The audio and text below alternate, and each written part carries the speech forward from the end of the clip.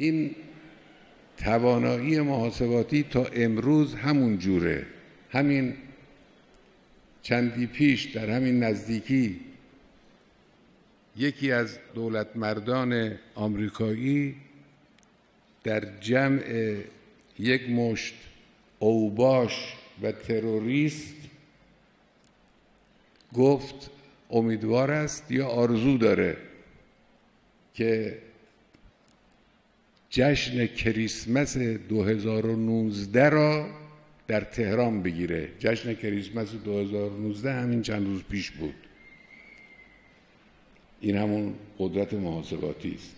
اینا همون آدمان، محاسبات اونها اقتضا میکنه که یک چنین امیدی داشته باشن، مثل امید صدام حسین که یک هفته‌ای بیاد تهران،